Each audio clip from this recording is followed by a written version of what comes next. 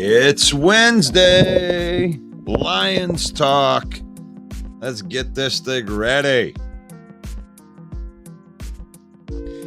Getting my last second invites out. Please share this to your story. Share it to your page. Where are my Lion fans at? You out there? Are you out there? We got some Lions stuff to talk about today. All Lions. It's Wednesday. Hump day. It's hump day. And here we are. Lions Villain Squad. We are approaching 12,000. 12,000 peeps. We appreciate you. We got a lot to talk about today.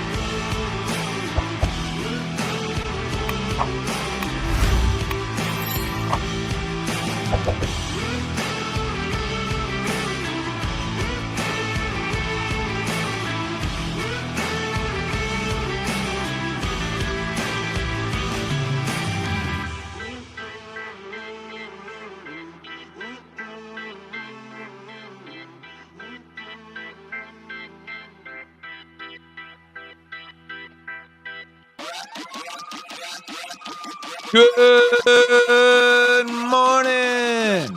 Good morning, Scotty Reno. Good morning, Dwayne. Dwayne was the first. He was in here before we were. Let's go. You can put what team you represent in the comments today. It's probably all Lion fans, I hope. There can be other fans here, but we're talking Lions today.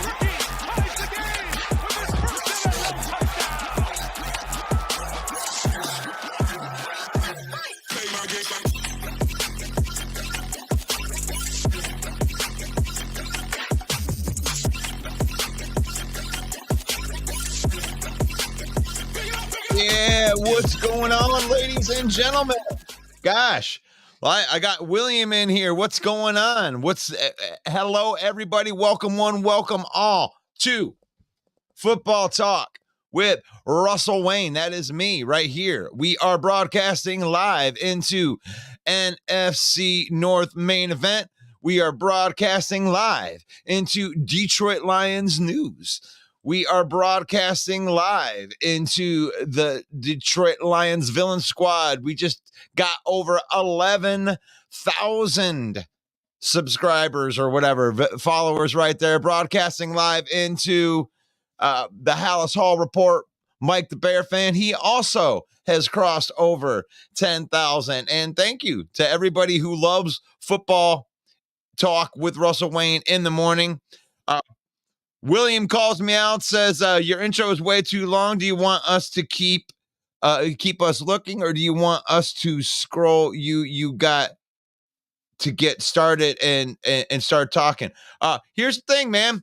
I invite people out. We are broadcasting live into all those different spots during the intro right there. I'm just letting you know. This is just being real. I mean, you can criticize me all you want. If you want to donate to our Patreon so I can hire some people in the background that will be able to take care of this stuff while I'm doing it. But right now, it's all me.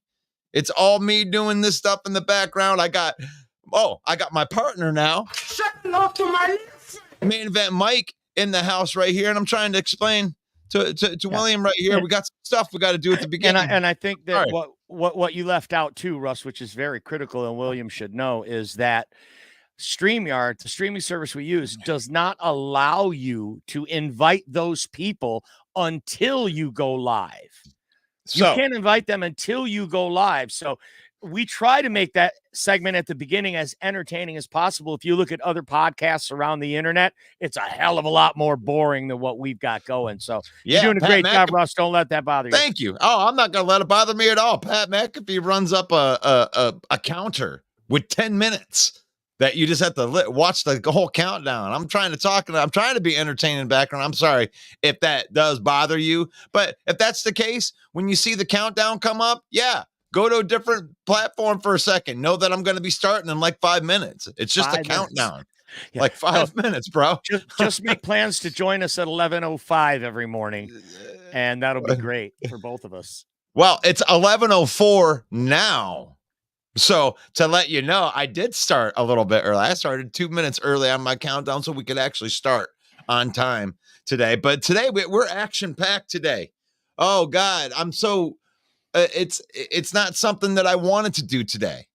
You know, you don't want to come in with news, especially when it comes to negative news. And let me find my guy in here right here. And I want to start with this is right here. This is probably the biggest news that's out there right now for the Detroit Lions is Aleem McNeil is going to IR, not the end of the season IR, but 4-game IR. And this hurts. This hurts my feelings, man. This is one of my favorite defensive players. And I think this does impact us. How much does it impact us, Mike? Oh, I think it impacts us huge because Aleem is having a breakout season. He's finally that guy in the middle that they drafted him to be. Fortunately, the Lions have a lot of depth on the D-line. I just don't know if the level of the talent level is anywhere close to what Aleem McNeil is producing this year. So, definitely a big blow. But the Lions got guys, man, and they just picked up a veteran guy to fill that hole as well. Oh, I got these guys. I'm sorry to go back in that, but the intro is not long enough. Sounds like a hater. Hey, they don't pull no punches up in here. But jumping back in, I don't want to know about any of this hater stuff or anything. I want to know what you think out there about Aleem McNeil going to IR. I think it does hurt, but the thing is like at the beginning of the year, we talked about this, Mike. This team is incredibly deep. And the thing is like you can say the defense hasn't played well. Oh my God, we got rid of our best defensive player to IR. But the thing is we have a whole bunch of guys that are good, right? And I related it at the beginning of the year to the Madden. So when you're playing Madden, you're used to having like a couple studs up there, that 90s, your 90s guys, you want your studs out there. And then there's usually a bunch of 60s and 70s guys filling out the roster. Well, the Lions have a bunch of 81s. And Aleem McNeil was an 85. I'm just spitballing here, but he was like an 85. And all these other guys are like the little 81s or 75 guys, but they're not Aaron Donald, but they're a bunch of guys that can play. Mm-hmm. Benito Jones has proven that he can play. The drafted Broderick Martin in the 3rd round. You give him a shot. You throw him out there. You got Levi Onwuzurike, who you drafted in the 2nd round, these guys have been healthy scratches. You have no choice now. You got to put these guys out there, see what they got. You also brought in former 1st round pick Tyson Alualu. Can you help me? Tyson Alualu, 6'3", 295. He's 36 years old, a lot like the other newest Lion, Bruce Irvin. Again, like Bruce Irvin, he was a 1st round draft pick In 2010, he went to Cal, the same school as our quarterback, Jared Goff. He was drafted in 2010. He was drafted 10th overall. He's a pure natural nose tackle, which in the 4-2-5, which Aaron Glenn runs, doesn't seem like a really great fit. But he's got 25 career sacks. So he's been around. He's played for the Pittsburgh Steelers. He was drafted by the Jacksonville Jaguars. And I like this signing. He's just another guy. And if he could come in and make an impact like Bruce Irvin did in his first game, on only 11 snaps, by the way, then this will be a great pickup. And it's something I feel like Bruce Irvin and Alu, these are two guys Brad Holmes has had in his pocket, right? He's known that these guys are in shape, they're ready to go, and they're waiting for a team to suffer an injury to bring them on board. And he's now a Lion. Tyson Alu joins Bruce Irvin on that defensive line, a couple of 36-year-olds to mingle with all the young talent that we have as well. Hopefully this will be a good fit, and this will mitigate the loss of McNeil. Well, absolutely. I mean, that's exactly what it's supposed to do, right? You bring in these guys, and you want them to make that impact. And a lot of people might say that they're too old or whatever, but what both of these guys have in common, Bruce Irvin and Alu, is they both have nasty streaks, and they're that physical, you can't mess with me type of dude. A big guy that you can throw in that's mean in the middle. Like a lot like Isaiah Buggs was last year when they brought him in. Brad Holmes has a knack. I mean, I don't know how he does this, but like waiver wire, finding some dude that's, eating popcorn, sitting on his couch, working out in the gym. Like, why didn't anybody else think of Bruce Irvin? But for some reason, it's like he finds these guys. Josh Reynolds, that's a waiver wire pick. Anybody could have had him. But we picked him up, and then he makes an impact. Isaiah Buggs comes in last year at the end of the season, and he made an impact. And I expect that Alu is going to come in, and he's going to impact this team. There's no track record to tell me anything different right now, other than Brad Holmes finds these guys. They're sitting on the couch. I mean, 36 years old. Maybe he thought his career was over, but Brad Holmes calls him up and says, "Hey, you want a shot, win a title?" I don't know what you're doing. He's played in 191 games, Russ, and that's the thing about a veteran presence. They've seen it all. Right. Yeah. I mean, it blows my mind. You throw the guy right out there, and here Bruce Irvin comes in. He's an impact player. People made fun of it because he's too old or whatever they wanted to say, but he came in and got 2 sacks. One of them, which counted. The other one, he drove him into the ground like Bill Goldberg, and got a penalty called on it. He could have ended the game right there, but he decided to end Derek Carr's career instead. So I want to see more self-control than that, but gosh, man. It's nice to have somebody not named Aiden Hutchinson get their name called, good and bad. He did get 1 good sack in that game, and then the other time, that's not Aiden Hutchinson's name. That was Bruce Irvin's name. So I like this signing. The guy's played well in his career. He has a track record of being good at football. So that's what we need. We need guys that are good at football. You see how I put the belt there on Sam Laporta right there? Alu, Gesundheit. Yep. I love that. Alu. And speaking of which, for the transition right here, chasing Ditka, we got a pretty good tight end here in Detroit, don't we, Mike?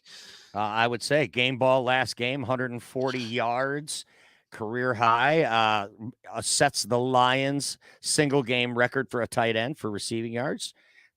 It's pretty awesome. Chasing Mike Ditka for the rookie record.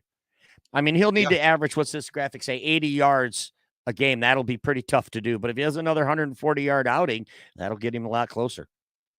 Yeah, for sure. I mean, as they keep on integrating these guys in, and I love how they're running this offense when it comes with this, how they're doing. I know I got PFF Tuesday on there. I got to fix that. Yeah, and while you do, I want to address a couple of these things in the comments before we change topics.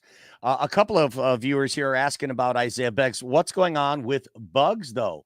And then Dwayne, our good friend, says, what about Bugs? Any word on him? What is going on? I read an article this morning from A to Z Sports that was pure speculation.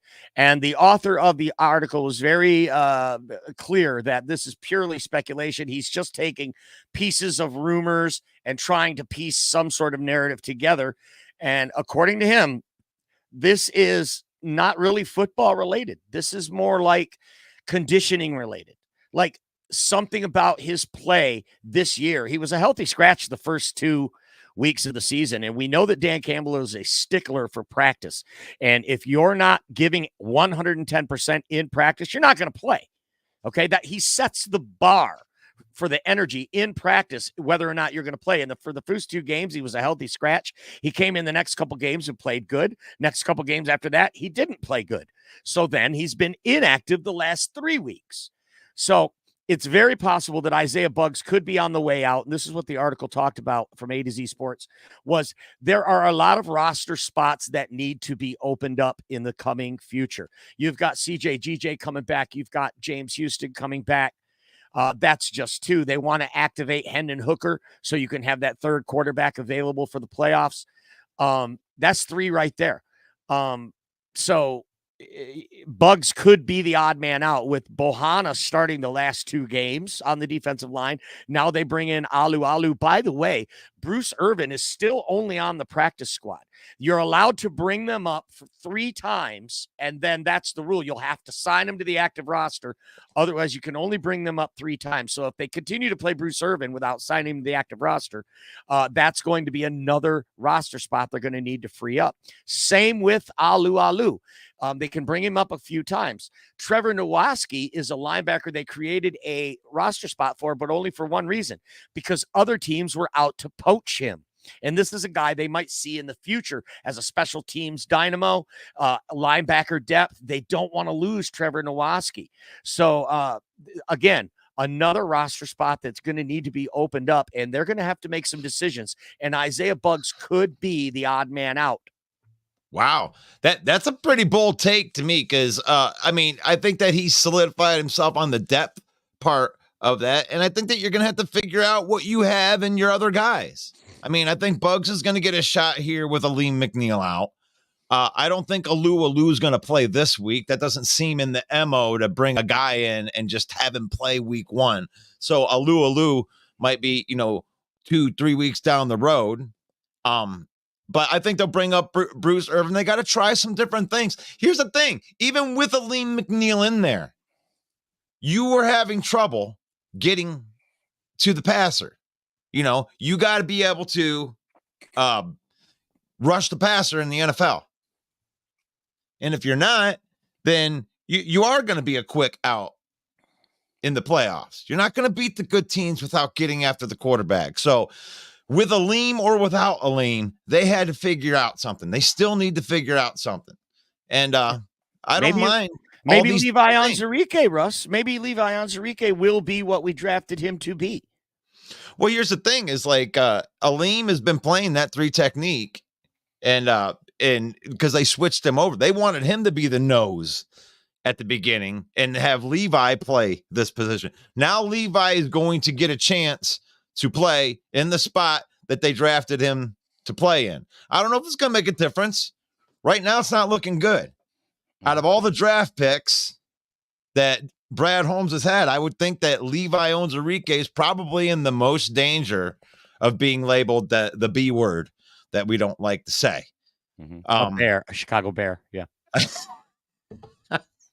I like this one from Casey. Rumor on Indy Detroit sports media was Bugs got into it with Aaron Glenn and had issues with another young player and is a locker room cancer, so Lions are kicking him. Thanks for the comment, Casey. I had not heard that. Yeah, purely speculation, though. I mean, yeah. I mean that's I've heard that too, but I haven't heard that anything other than like rumor sites or anything like that. But let's talk about a nice little bright spot right here. And I got something coming on this. The linebackers were great without Captain Anzalone. They're definitely a bright spot right there. I mean, you were highlighting Jalen Reeves-Maybin. I mean, this guy is everywhere. I mean, I rewatched the game. Jack Campbell. Jack Campbell's a stud, guys. This guy is all over the field, and he needs to be there in the middle. He needs to be there in the middle. I mean, when Anzalone comes back, I mean, I still think he should be out there, but I think that Jack Campbell should be in the middle of this defense. And actually, you were talking to me the other day, Mike, about isn't the weak side linebacker, isn't that what Anzalone, what his natural position is like? It was, but that could have been a result of the other players that he was playing with at the time when he was in New Orleans and when he was in Florida. So yeah, but he's got a lot of time. He's got a lot of minutes logged at the Sam. So I mean, I think excuse me. I think it would be worth a try in there because I mean, Jack Campbell. I mean, they've been trying to create, in a sense, a new position for him, right? Because of how good Anzalone was playing. And that's cool, you know, when you got too many good linebackers. But here's the thing, is like when Jack moved over there wasn't a down tick in play. Like he was as good as Anzalone or maybe even better in that spot. And gosh, could you imagine just Anzalone being a free linebacker? Like maybe he's not left or right side. Maybe Anzalone is wherever Anzalone wants to go.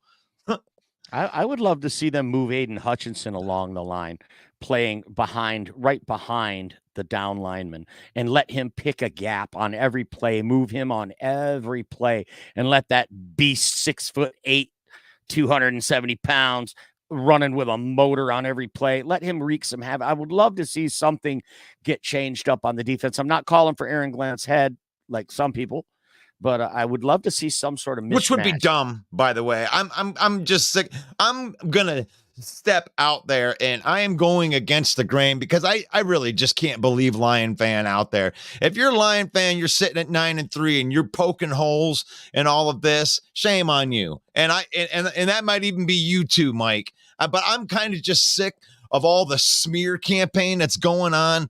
This right here, you got a defense that obviously played better in this game. They went out into the first half, and here you go. Here's the defense in the first half.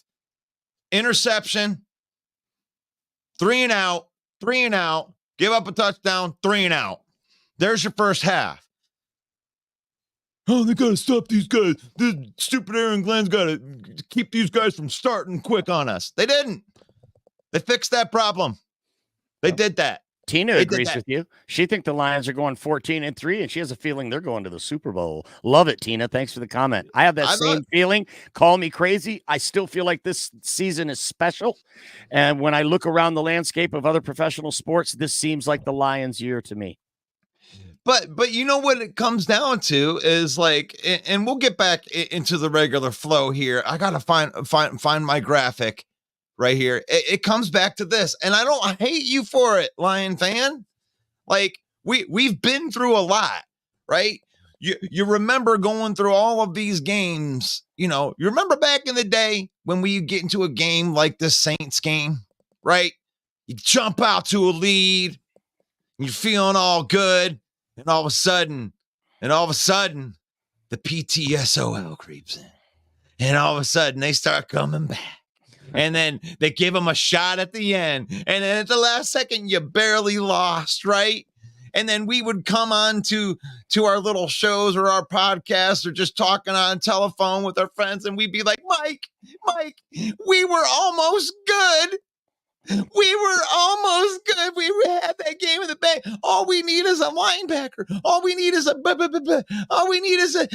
And we're almost there, right? Yep, same old Lions. But guess what? We jumped out to a 21-point lead. They started coming back. And what happened? Not the same, not PTSOL. No. Jared Goff comes in and says, what? Shut the door, bitch. We leave in New Orleans with a win, 9-3. Respect that. Or don't. Be unhappy. And you know what? in 3 weeks after they go 0-5 here and they go 9-8 because you were pouty pooty, and you get to go back and this is all you get out of it. You get to go, I told you way back while they were winning. I told you that we were good.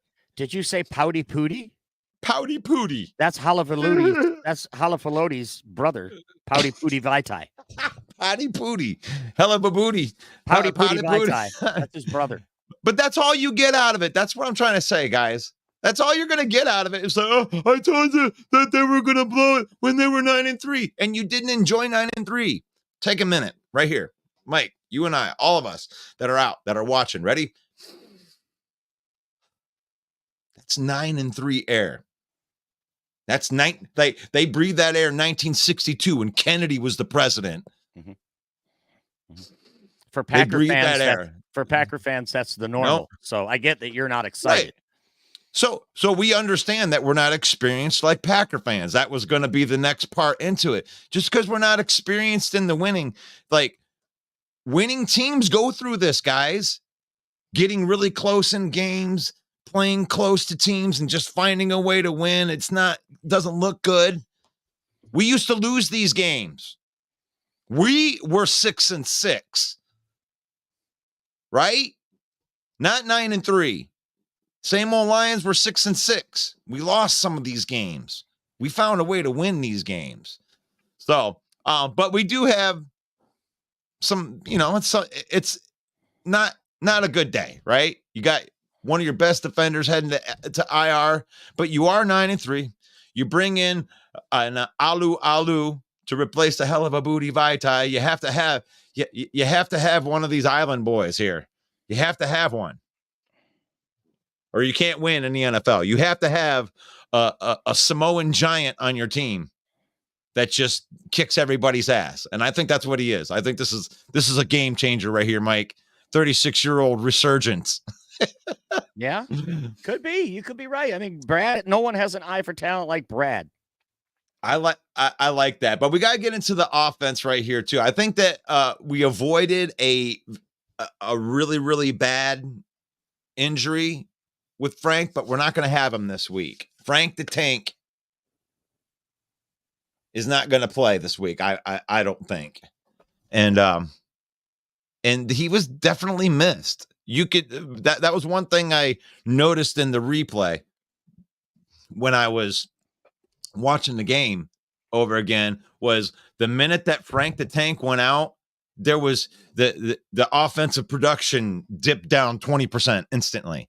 Like they had to recover from that. And it was never the same as having all those healthy guys out there going full force. Gosh, we've had that for like a game and a half, Mike. Mm-hmm. The full offensive line ready to just beat the shit out of people for like 6 quarters. But do you think they'll be back? Do you think this is going to be a problem going into the playoffs? Corby Sorsdahl played better. I mean, rookie guy from William and Mary maybe got the game that was a little too fast for him at the beginning, starting to play a little bit better. He wasn't perfect by any means. You can definitely tell the difference when a guy like Frank the Tank isn't out there. Mm-hmm. But it's a well documented or often said fact that when it comes to rookies, offensive linemen have a bigger learning curve. They get beat early and often more than other positions do when they're rookies, which stands to reason when you think about it. They're basically in a fight on every play, right? So it takes you a little bit of time of being in those fights, and just like being in a real fight. You get your ass kicked the first time you're in a fight. Somebody punches you in the face. Right. Then you acclimate, and okay, now I'm ready. Next time I get punched in the face, I'm ready to punch back. And then you still lose the fight. And then the next time you say, okay, next time I'm going to not stop swinging this time. And we learn after about the third fight, don't stop swinging once you start. Right. I like this one by Aiden. He says his prediction, he says product, but I'm sure he means prediction for the Lions is a date in February with the Kansas City Chiefs. Chiefs Lions Super Bowl. Thanks for the comment, Aiden. I think that's your first comment with us, and we appreciate it. I Go think ahead. what a great call that is too, because when you look at it, and it's almost by default, it's like Patrick Mahomes is like the lone standing like franchise quarterback that isn't injured on the AFC side, and yeah, so I mean, I think that they're gonna be able to cruise like that. But honestly, it's either the Chiefs or Baltimore for me from that side. Ooh, but go ahead, Mike. Right there. Yeah, Pat says the way we're playing on defense, do you think they'll win in Dallas? Of course, Dak Prescott and the Dallas offense leading the league in points over the last 6 games. They are really got it going on offense. But guess what, Pat? We were beating them last year 10-6 at halftime. And this team is better now than it was then. We have a lot more firepower. And Russ, you were watching the Cowboys this week thinking they're not all that. I think that we blow up the teams, and the media blows up the teams that they want to blow up. And what they do is they minimize all of those teams. Like Dallas has had some moments like the Lions have had. I mean, they were ran all over. That defense was getting scored on like they were like Swiss cheese. But nobody's talking about that. They're talking about the deck attack. Ooh, look at that! Look at that offense. And it's like nobody's talking about that defense, but they're the Cowboys. We're the Lions. So I absolutely think they can win that game. And I think that type of game is a franchise altering type of game. Because if you go into Dallas and you get that win, it shuts all the haters up.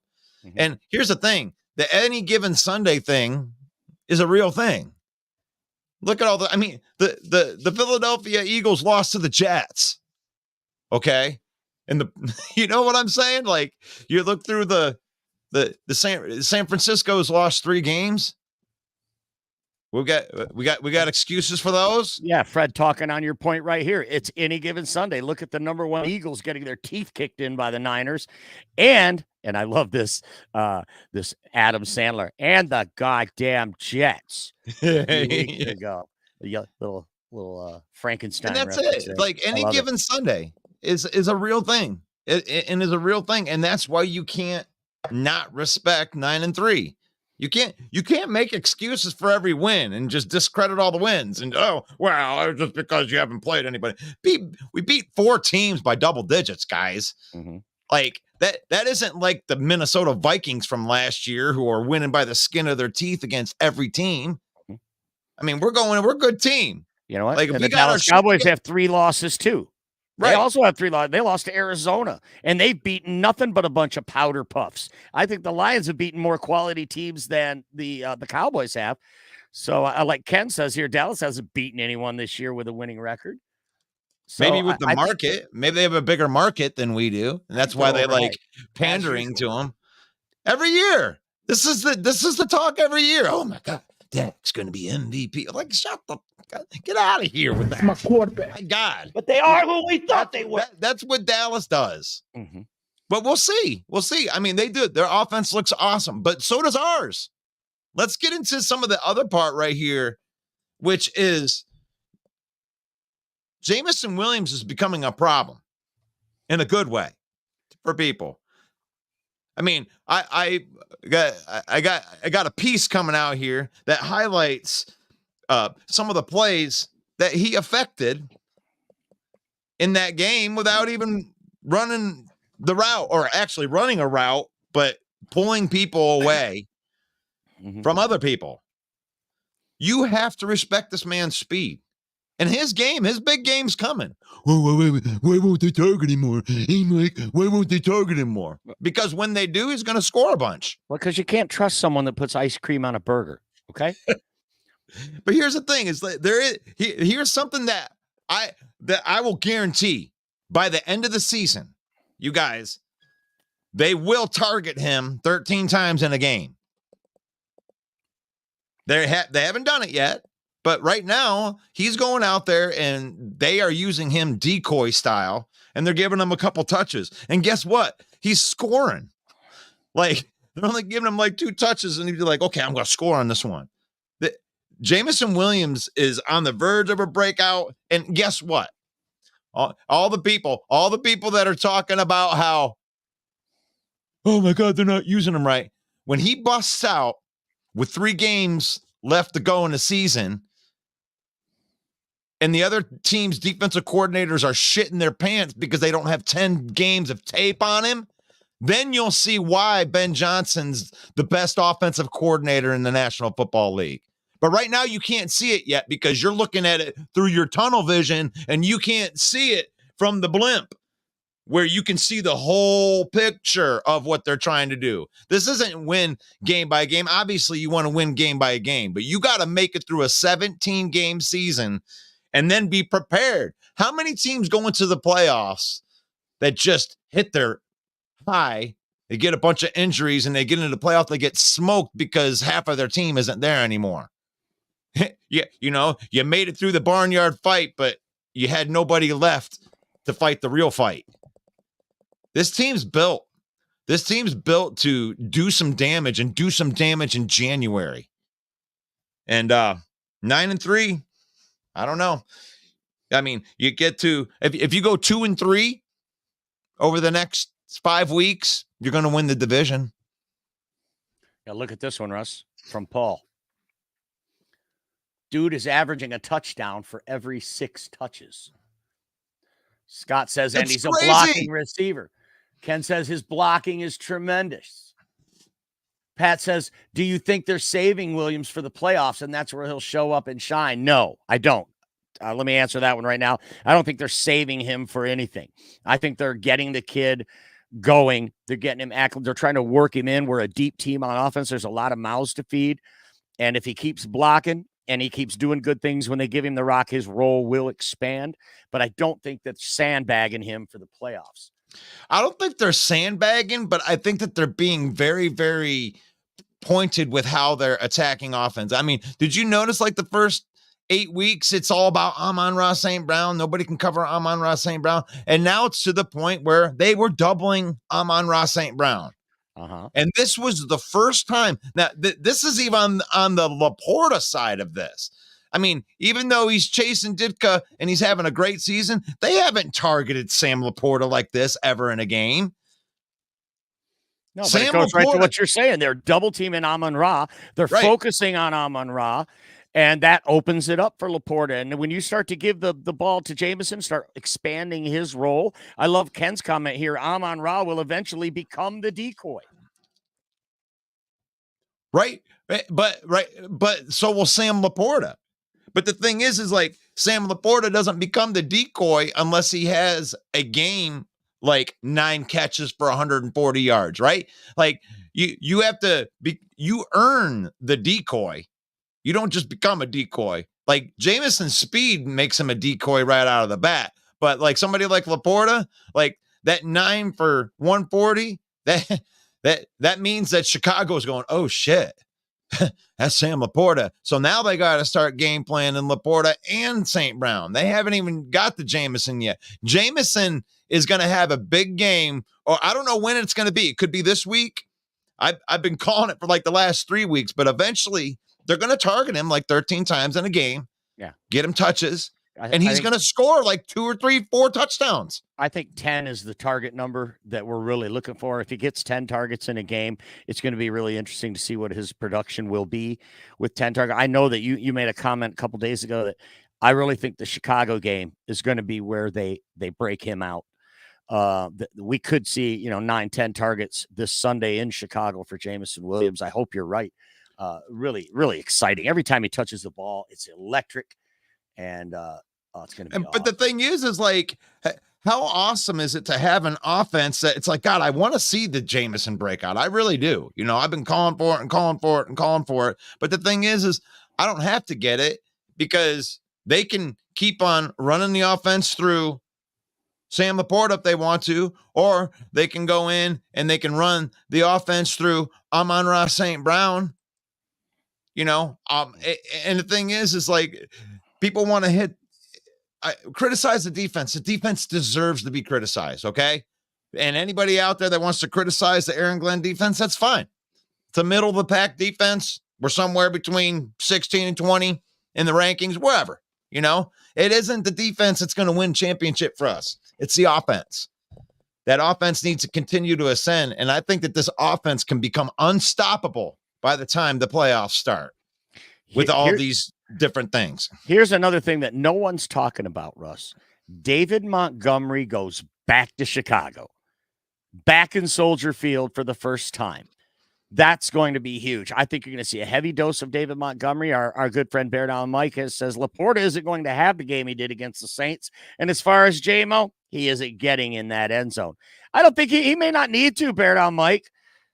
David Montgomery might have 150 yards. Jahmyr Gibbs have 100 yards, and we just destroy you guys in the run game. And if you're right, he isn't going to have the game that he did against the Saints, and Jameson doesn't get in the end zone. That just means that Amon-Ra had 10 catches for 112 yards, and he got in the end zone 3 times. You ain't stopping all these playmakers. You ain't stopping the Lions on offense. You guys did well last time because you got turnovers. But guess what? You couldn't stop the offense. That's why you lost the game. God, if they didn't turn the ball over 3 times, they would have put up 50 on you. It's like, I mean, they could kick our ass. They could kick our ass. I mean, I if I'm the Bears, I'm mad. That team's mad. They gave a game to us, and they would be mad. But the thing is we're poised too. We're getting better too. Doesn't JMO seem so likable? Doesn't he seem so affable? And I mean, just that clip that's going around of him watching his touchdown run last week and his whole demeanor. What a nice kid. I love this guy now. And Rebecca, she says she's eating her words. JMO is proving her wrong. It's been really cool seeing him mature and grow.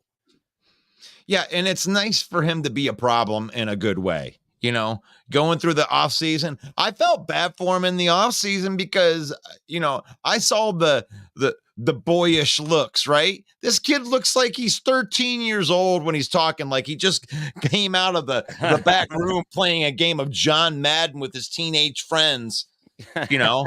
I mean, that's what he looks like when he's, you know, when he was looking at that video at himself scoring. That's what he was like. It's like watching a 13-year-old look at a TikTok. He's has effervescence. His personality is so effervescent. And when his celebration, when he dove from the 4-yard line across the goal line, just what a great kid. I just hope he becomes, but you know what? That's not good enough for the 12th overall pick, Russell. I'm sorry. It's just but by the way, I love that. That was so great right there. It was great for Sports Center. By the way, don't do that. Right. Don't do that again. Okay. I loved it. You know, it was great. I'm glad that you're not injured and that you put your hamstring in, but don't do that no more because you are electric. And if we win a Super Bowl this year, he's going to be one of the reasons. He has to break out, right? Like in order for the Lions to do that special thing that you're talking about, Jameson Williams has to break out. He needs to become a bona fide number 1 wide receiver in this league. And like, he needs to be talked like Tyreek Hill. And then if that happens, then you could be talking about this team in January and February. For years to come. For years to come. And how about them Lions fans? We have the best fans on planet Earth. There's no doubt in my mind now. It's like, this is a picture of New Orleans Stadium. It's the Superdome. The Superdome, right? We take over another road stadium. I'm thinking 40% of that stadium were Lions fans. Good job to Lions fans. We're the best fans ever. We're the hungriest fan base on planet Earth. There isn't even a close second right now. There's nobody hungry. Nobody hungrier. All right, I need music now. I love Bear Down Mike here. He thinks Deontay Foreman's going to get 2 TDs, 100 yards plus against your guys' sorry defense. It's War Week, Russ. Yeah. War Week against the Bears. You are watching Football Talk with Russell Wayne. This is the Wednesday Lions edition. Be sure to follow us on Facebook at Lions Villain Squad.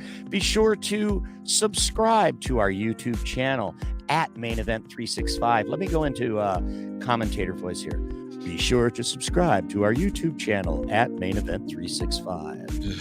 This has been a production of the Main Event 365 2023, all rights reserved. I need to find, I got to get some more background music that isn't going to get me flagged on copyright, because you know what? I just feel better right now. I think Bear Down don't Mike you? Yeah, I do. But I think Bear Down Mike has a point here, Russ. The Bears have a great run defense. So getting J-Mo and Monty going in the run game might be a lot harder than I just kind of threw it out there like we were just going to run all over them.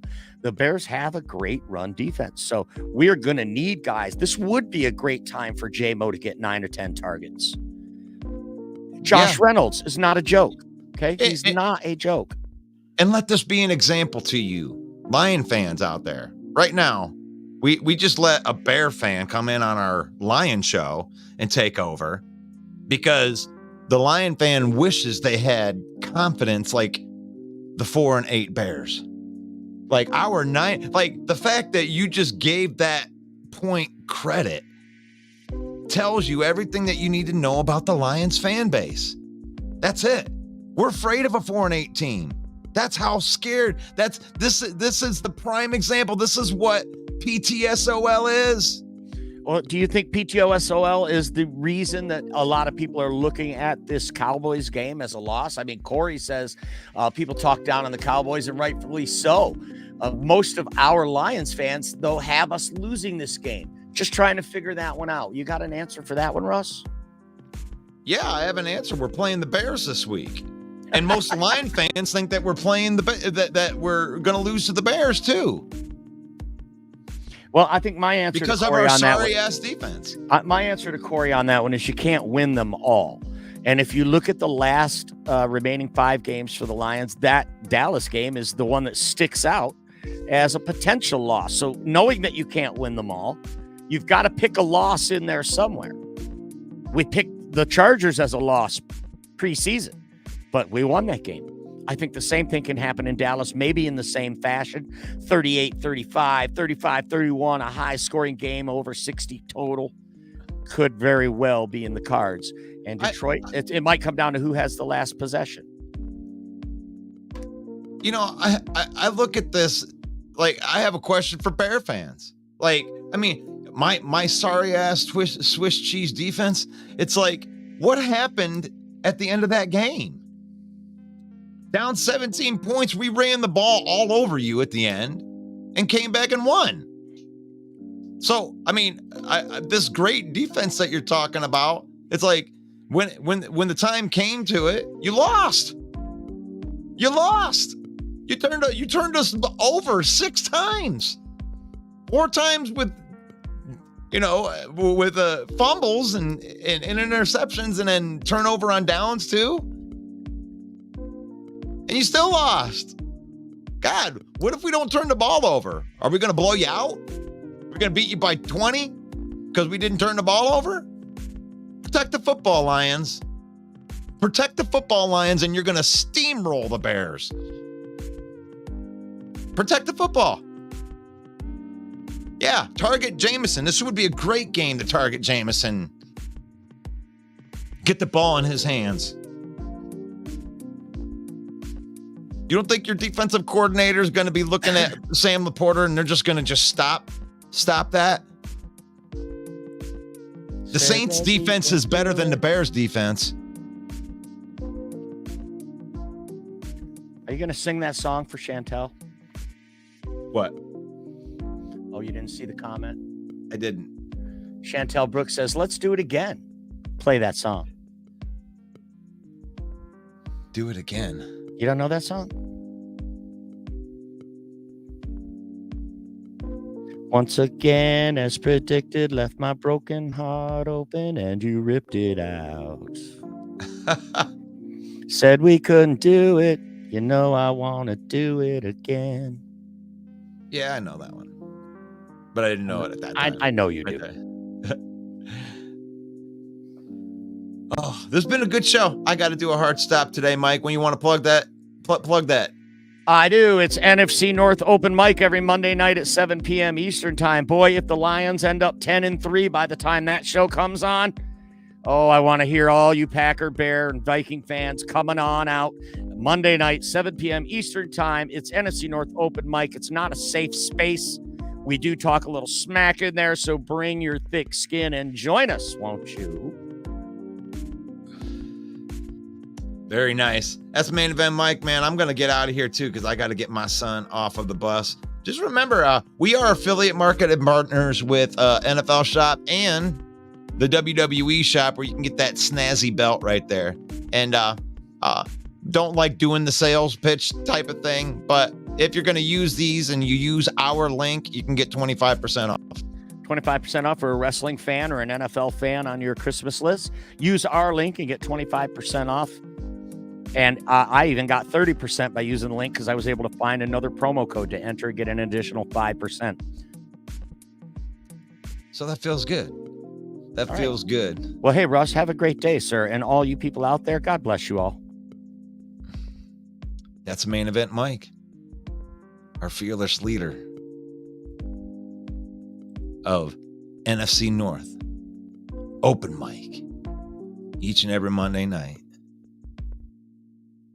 I murdered a rock, injured a stone, hospitalized a brick. I'm so mean I make medicine sick. Yeah. Have some confidence out there, Lion fans. Have some confidence. It's okay. Bear Down Mike's in there. He's having confidence. His team's 4-8. Bear Down Mike. Bear Down Mike is the greatest Bear fan of all time. Look at that. He come in with confidence, saying he's going to shut us down. And we're 9-3, all skittish like cowardly lions. Come on, guys.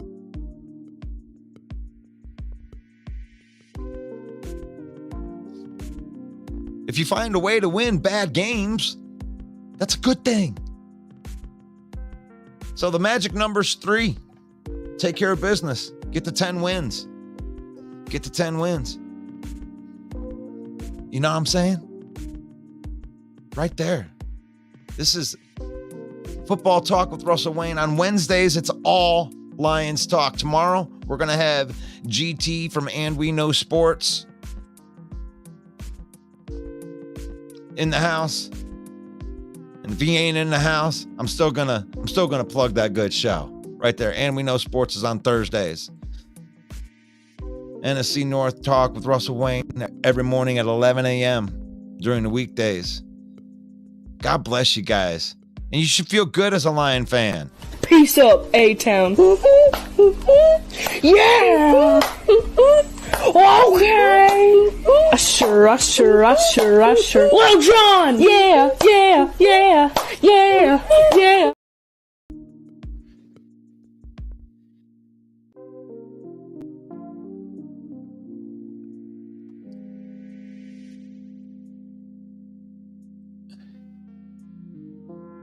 All right, last thing I'm going to do right here for you. In the comments, I'm throwing in the YouTube link. I'd love you to hop over there right there. Out of the people that are watching on YouTube, please hit that like button. Hit that like button. Hit the subscribe button. That's free. That's free. If you like football content, we provide it. We provide it through our page. We do this 365 days a year, man. We fanning hard. We fanning hard out here. But thank you for enjoying the broadcast today. I hope that you did enjoy it. And we hope to see you guys tomorrow morning, 11 a.m. May the Lord bless you. May the Lord keep you. May the Lord shine his face upon you until we meet again. It reminds me of a football show, Football Talk with Russell Wayne, 11 a.m. in the mornings. You should watch it because it could be good for you. It could be good for you. It could be good for your life. What's up, y'all? This is Ifeatu Melifonwu, safety for the Detroit Lions. And I just want to take some time out to give a big shout out to Russell Wayne and Main Event Mike from the Detroit Lions Villain Squad. It's a fan page and a podcast. And I just want to say I appreciate the support of me and my team. And I encourage everyone to go check out their podcast and check out their fan page. Go Lions.